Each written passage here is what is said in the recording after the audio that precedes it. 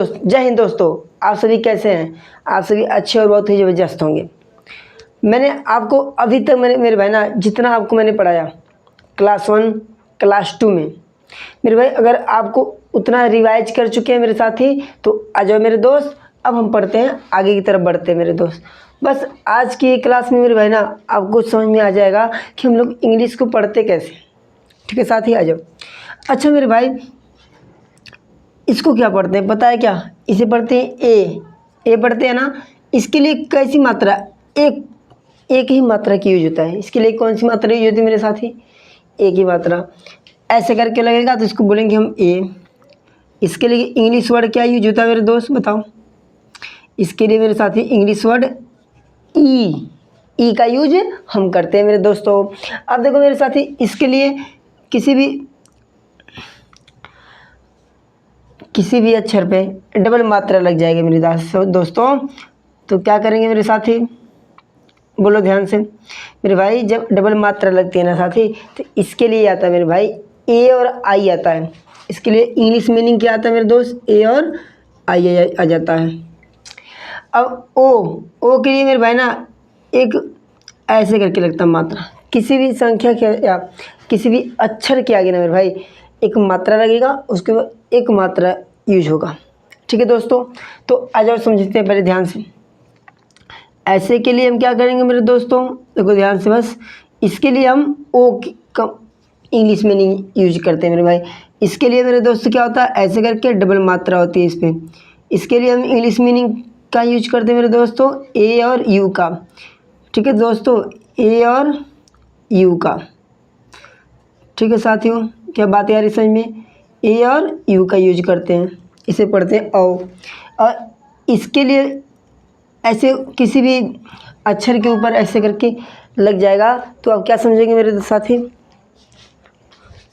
बोलेंगे मेरे दोस्त, क्या समझेंगे मेरे दोस्त? इसके लिए हम समझेंगे कि इसको पढ़ते हैं अन मतलब एन।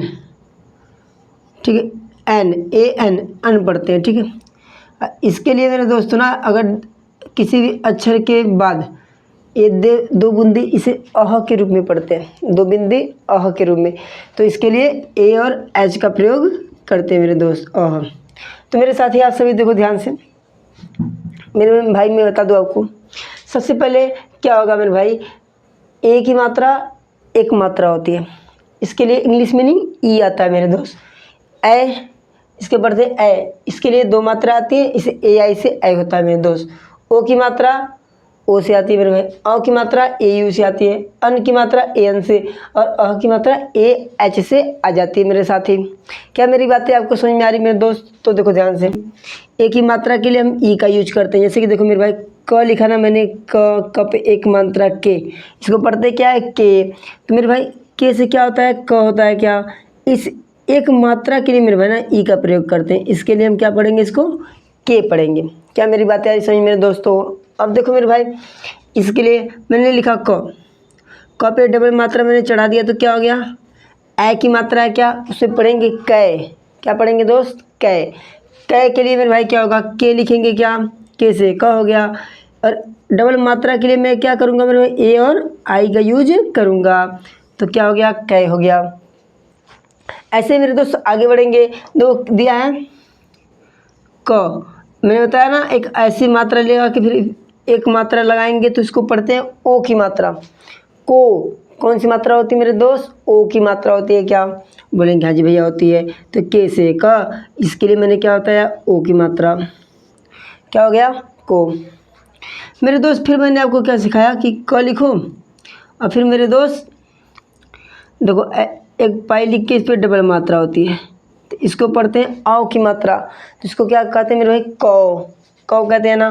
तो के से क्या होता है? क। ए और यू से क्या होता है? क होता है मेरे दोस्त।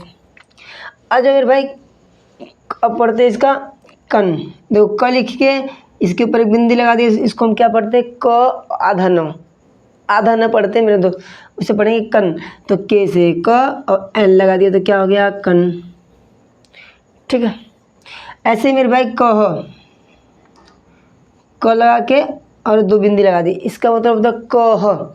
ठीक है दोस्त, तो के से क होता है मेरे भाई, और ए और एच लगा दो तो कह हो जाएगा। इसमें भी मेरे भाई आप ए और एन लगा सकते हैं, ठीक है, कन। तो मेरे दोस्त, मेरे भाई, क्या मेरे दोस्त इतनी बातें आप सभी को समझ में आ गई क्या? अगर आ गई होगी मेरे भाई तो आपने बहुत ही अच्छे तरीके से मेरे भाई आपको मैंने सिखा दिया कि कैसे करके हम इंग्लिश की मीनिंग बना सकते हैं। अब कोई भी हिंदी वर्ड हो मेरे दोस्त, उसकी हम इंग्लिश वर्ड बना सकते हैं। जैसे मैं आपसे बोलूँ मेरे भाई महेश, ठीक है, आप ही लोग बताएंगे मेरे दोस्त, मैं नहीं बताऊंगा। अब आप बताएंगे कि कैसे करेंगे। महेश, मैंने लिखा सुरेश, ठीक है, महेश सुरेश। मैंने लिखा कौन, ठीक है, फिर मैंने लिखा जॉन, ठीक है, फिर मैंने लिखा कंकालो, मैंने लिख दिया कंकाल। ठीक है दोस्तों, तो आप लोग क्या इसकी इंग्लिश मीनिंग बना सकते हैं मेरे दोस्त?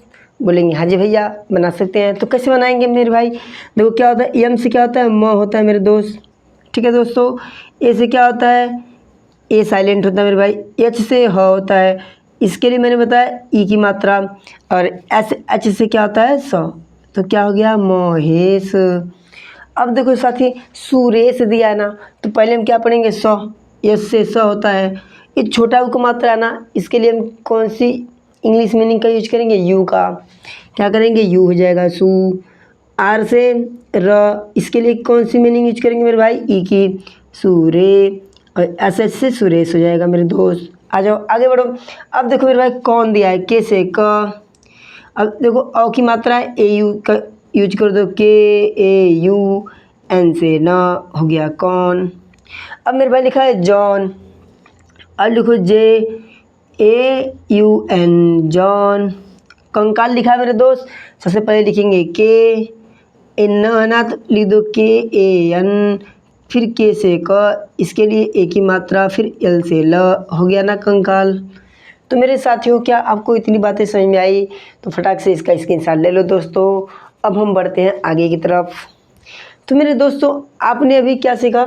जितना भी इंग्लिश मीनिंग होता है मेरे भाई, मैंने आपको लिखवा दिया मेरे भाई। मैंने आपको सभी जितने भी स्वर थे उनकी भी इंग्लिश मीनिंग लिखवा दिया, और जितने भी व्यंजन थे मेरे दोस्त उन सभी का इंग्लिश मीनिंग लिखवा दिया। आप सभी मेरे दोस्त इतना याद कर लेना, कल हम इस पर प्रैक्टिस करेंगे, क्वेश्चन कैसे आता है, कैसे हम हिंदी को इंग्लिश में कन्वर्ट कर देंगे मेरे दोस्त। तो जय हिंद दोस्तों, अगली क्लास कल होगी।